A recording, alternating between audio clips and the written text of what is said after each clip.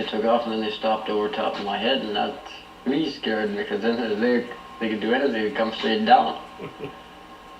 And you could see the bottom of it, you could see these ports from the bottom. It was just like a gray vapor, that's all you could see.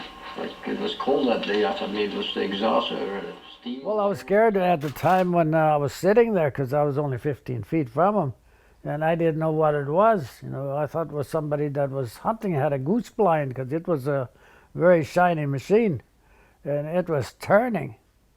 It was about 15 inches off the ground, and you could see right underneath through it. And I thought to myself, I just wonder what the hell this could be. You sure as heck, you couldn't walk up to it because you froze. I sat there, and I thought, well, gee whiz, you know, I kept looking at my time. It's getting later and later, and they wouldn't move. They just sat there. And every time I figured I should walk a little closer, I couldn't. I was just like, I was welded to the ground. It lit up the whole north end of town. Like the sky was all lit up. There was 3 machines. There was 3 big ones and 2 small ones, and they were flanking the 3 big ones in the center, and they were from 30 feet in diameter to 35 feet in diameter. It's fact, because they have seen unusual spacecraft and strange beings that obviously are not of this planet. They claim that the aliens have already made their existence known to us. We were waiting and waiting for him to come. We had dinner on the table waiting for him, and when he came in, he just kind of sat there.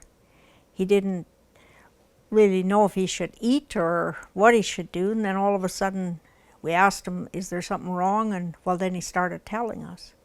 I just thought, well, if he'd seen him, he's seen him, you know. I didn't go out to the field right away that day. I went out the next day first to look at them, the circles. There was droves and droves of cars and planes flying over top, and there was everything under the sun. And then the RCP showed up, and they brought their dogs along, and the dogs wouldn't go in those circles, and they couldn't figure out what's the matter. Why wouldn't they go in there?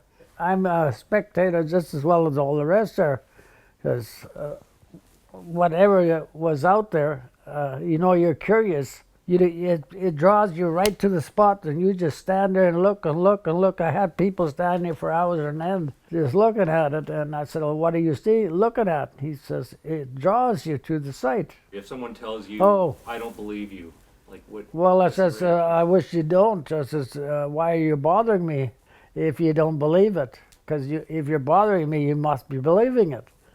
And they don't say too much. They just, you know, get all red in the face. So I don't know. It doesn't bother me.